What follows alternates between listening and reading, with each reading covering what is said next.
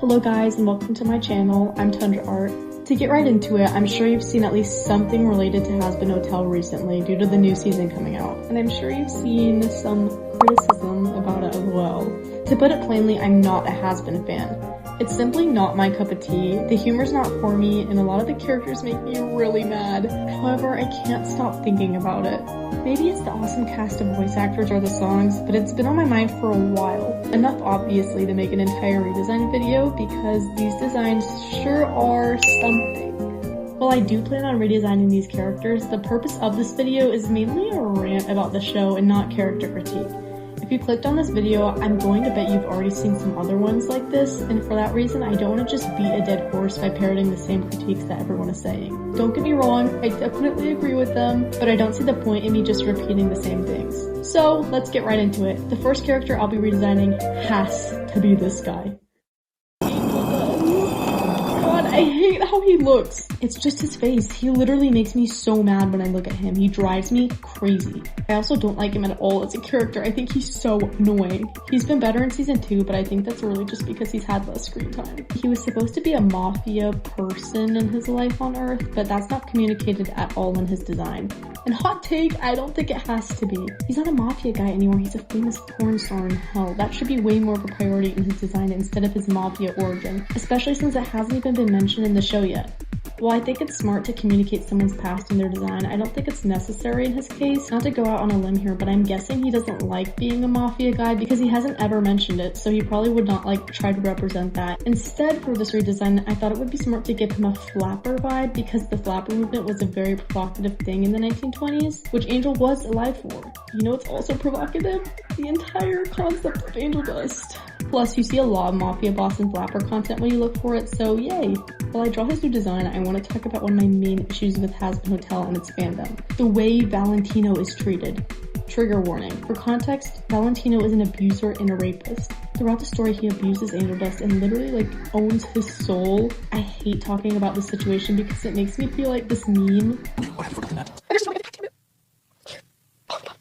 But it has to be said, the way he's being treated is completely inappropriate. He's had a lot more screen time in season 2, and as a result, a large majority of the fandom has been treating him as a silly, funny guy. I've seen a concerning amount of videos along these lines. Guys, Valentino is my favorite character. Guys, why was Valentino actually a lot more silly this season? Or even, the way that Vox treats Val is so sad.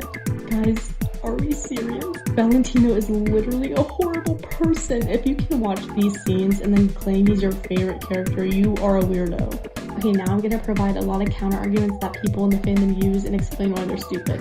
Even someone in hell is a bad person. Yes, Valentino is a bad person. Thanks for admitting it. On to the next.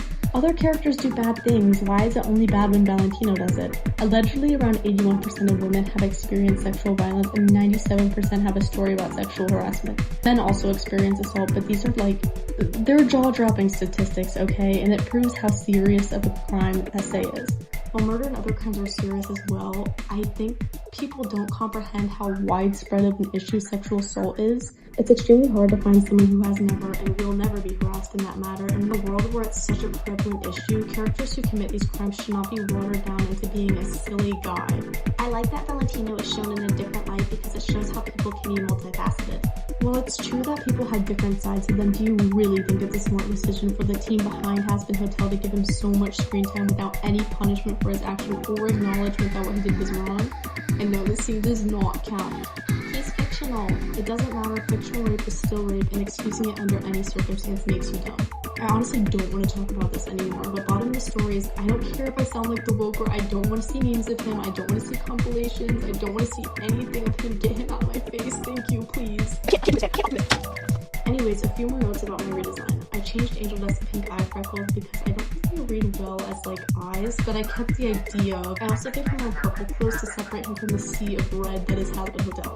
In addition, I gave him 2 golden teeth instead of just 1 to mimic spider pincers. I also gave him spider web decals on his head and as a collar, but I don't think he would really wear them. I only added them because I felt like something was missing. And that's the final result. I still think Angel Dust is top shit, but hopefully he's a little easier on the eyes now. Next character I chose to redesign was Alistair. Ooh. Guys, to be honest, all context aside, I actually like Alistair's design. He's so cringe and like middle school OC, and it gives me so much nostalgia. But then you remember he's supposed to be Creole because Busy Pop made that change as an afterthought to not be cancelled, and reality hits that this is not a good design. I like it, but it's not good. For my redesign, I wanted to make it clear that he's Creole, but preserve the same like creepy Alistair vibe so it seems like he's the same character. For reference, I actually used Lando from Star Wars because I think his hairstyle could be a good alternative to Alistair's fuck-ass bob. However, I also wanted his hair to be straightened because curly hairstyles did exist then and are very cool, but a lot of people straighten their hair in this time period, and I think it gives the vibe of like when he was supposed to be alive.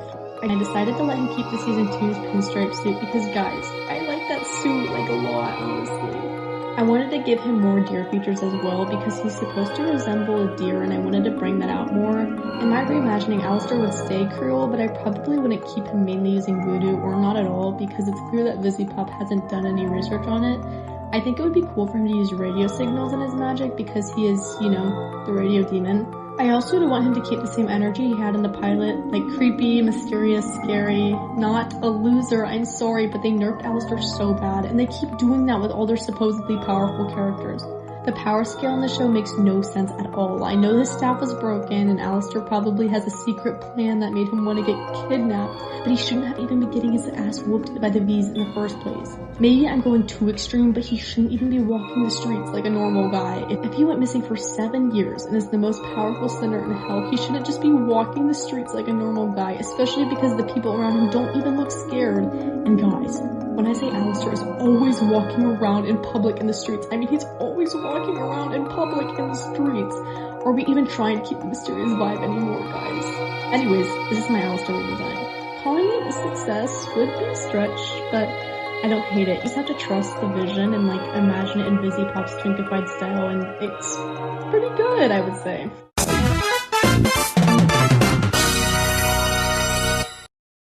The last character I chose to redesign was less of a character and more of a concept. I chose to redesign the Exorcist because they look completely out of place in heaven, specifically Luke. I know Luke's character is supposed to be like angry and violent, but I think they made the Exorcist look so on the nose evil and that it was definitely less creative or like on theme than it could have been. Instead, I think it would be smart to explore how a warrior could like actually look and blend in heaven. I changed up the color palette so it wasn't dark gray and black anymore, but blue, white, and gold to match the angelic setting. I think it would be cool if instead of the devious smirk that Luke has and any of the other sour expressions the Exorcists have, they could all have like a disturbing robotic smile. I think it would be so much more disturbing if these exorcists went down and basically like committed genocide with an unwavering robotic smile. It's like a lot more creepy. I was looking at my exorcist hair just because I think it was pretty. I ditched the idea of horns. I think that's just unnecessary. Instead, I gave her a halo that could be used in the show.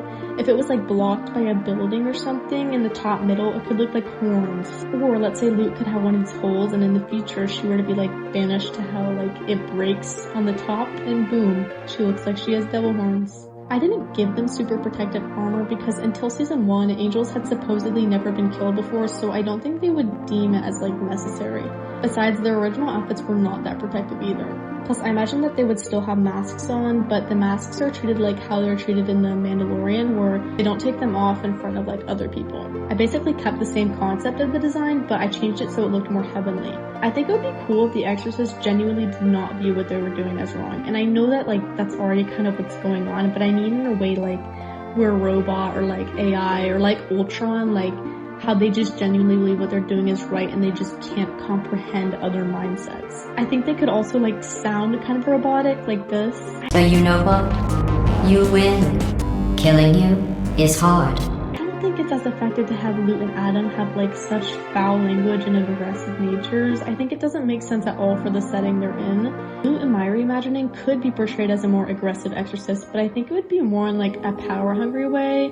Like just off the rip, she was spawned in as like just different than the other exorcists in a way where like they all are extreme, but she's just super extreme and like so locked in to the goal to the point where like she becomes too much for the other exorcist, so she doesn't really fit in with the other exorcist. Maybe this is a bad comparison, but like when someone is way too woke where they start to sound conservative, like kind of that type of thing. I think she'd still want revenge for the death of Adam. She wouldn't argue with the speaker of God or the seraphims because like they're not supposed to do that. Instead, she'd wholeheartedly believe her cause is right, and that's what she's been programmed and raised to do, so she would just carry it out on her own, like nobody's gonna stop her.